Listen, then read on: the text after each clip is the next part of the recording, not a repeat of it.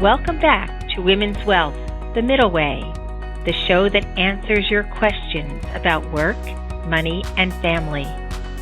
My name is Susan McGlory Michael, and I am the CEO and founder of Glen Eagle, a wealth management firm in New Jersey.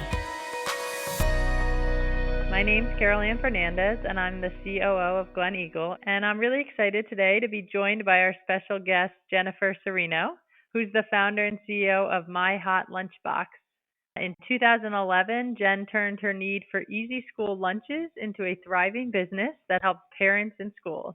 Her company now supports school fundraising and fights childhood hunger through donations to No Kid Hungry. So welcome, Jennifer.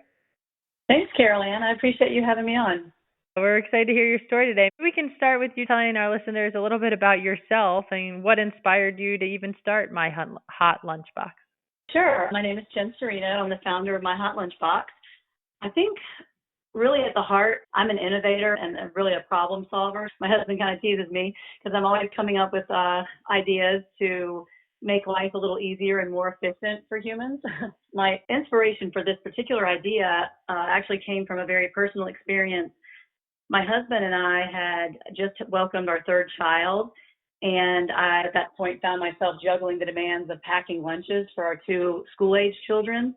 I was also caring for a newborn and also returning to work. So that was a really hectic time in our life. And I thought there has to be a better way, a better solution for busy parents like myself who their child goes to a school that doesn't have a full cafeteria. I noticed that a lot of other independent schools struggled with this, and other parents struggled to provide quality meals, variety of meals. And this often results in kids throwing their lunch in the trash, skipping a meal, or opting for not the greatest options. So I saw an opportunity to partner with local restaurants, bring the community kind of inside the school, where a lot of restaurateurs are also parents at schools, but it also allowed children to have brand recognition around these restaurants, whether they're a chain restaurant or a mom and pop restaurant. Kids are likely to eat things that they are familiar with. And so a lot of these restaurants were places that parents would take the kids on the weekends and stuff. It was really easy sell once we were able to introduce it to the schools. Wow, that's really interesting. And as someone who has three little ones, I definitely understand the hard part of trying to get lunches for schools ready. It is, I think, every parent's challenge at night after working. And you're always wondering, are they going to eat it? Exactly, yeah. We have a joke because my oldest one brings it home, and the younger one, I think, is more excited to see what's left in the lunchbox every night. So you had this great idea, and you're bringing in restaurants, which is awesome. How did you transform that into now a profitable company? What was the thought process behind doing that, or how to get that up and going? I think in some ways this was unintentional, but definitely became intentional as we grew.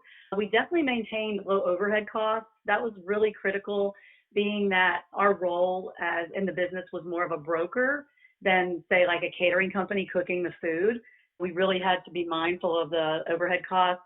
I would say our innovative and creative minds driving that and constantly being able to adapt to things and pivot into things was a big part of that as well. I'm at heart, I love innovation. I love technology. My background is in industrial design. So I just love the way that people interact with things. And so I think that was a big part of that. And lastly, I have to brag on my team a little bit. We have outstanding customer service, and we have from day one. I mean, even my mindset when I was doing this on my own in the beginning was that's what mattered the most. It wasn't that I ever expected it to be flawless, but it was the transparency and allowing you to be relatable with them and them just knowing that we're behind whatever we do, regardless of the situation.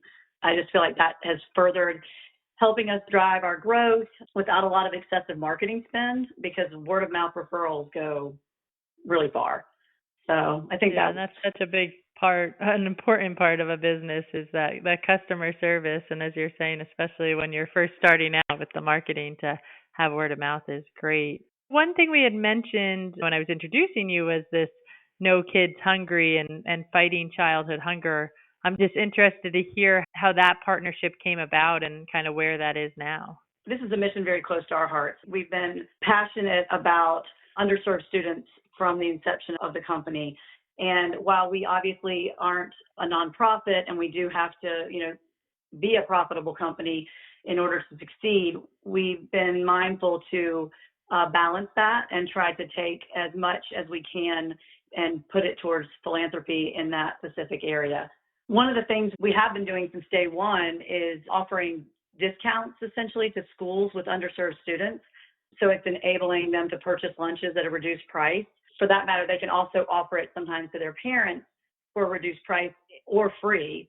So that ensures that the financial constraints don't hinder the access that these families have to nutritious food for those students. Because some of these children, lunch is their only meal, literally, that they're getting all day long, which is terribly sad, but that was where that came from, that stemmed from.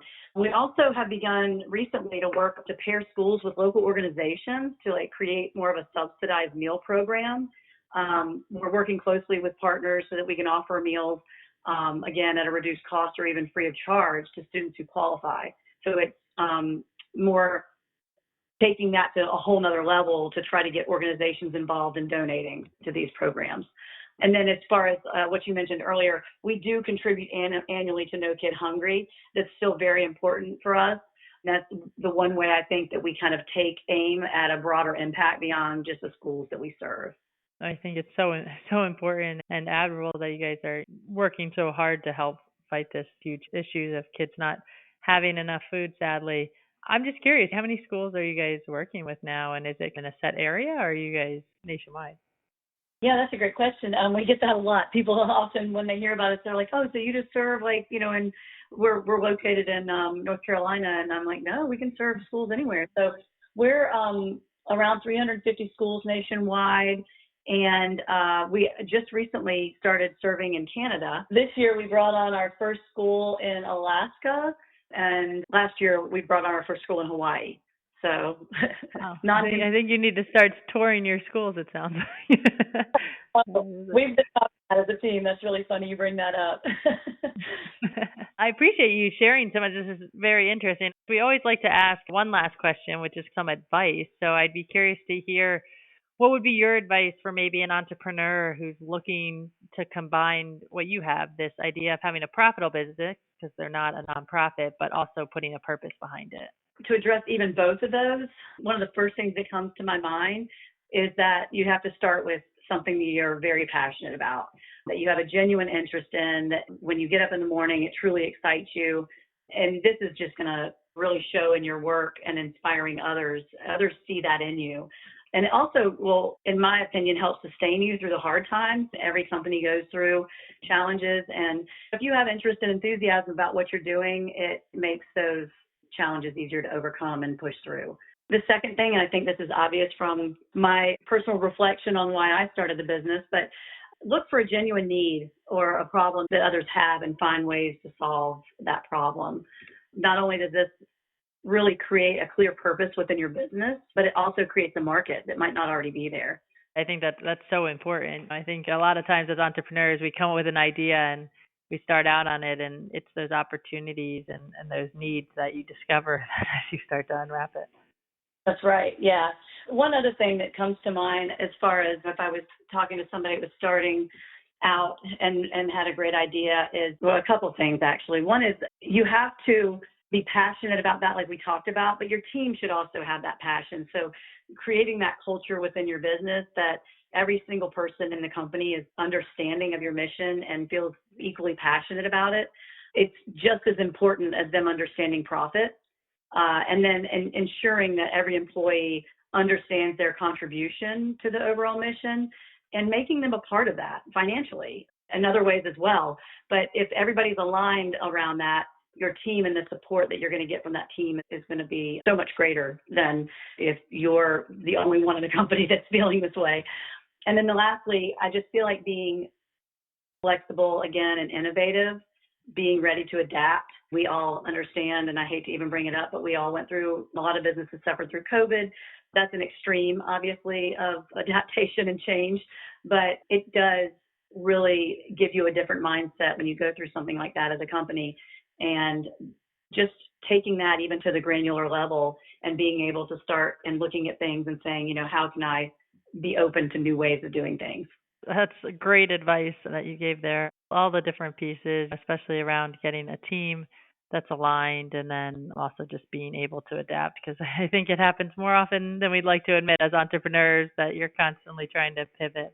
Thank you so much for taking the time to share with us today. It sounds like a great company. I know a lot of our listeners and myself will be watching you guys and definitely looking for ways that we can help in helping kids hunger down the road. Wonderful. Well, I'm happy to do it, and I really appreciate you having me on. Thanks for tuning into today's episode of Women's Wealth, The Middle Way. Make sure to subscribe to us and leave a review on iTunes, Spotify, SoundCloud, or your favorite podcast app. Join us for new episodes every other Wednesday. See you in 2 weeks.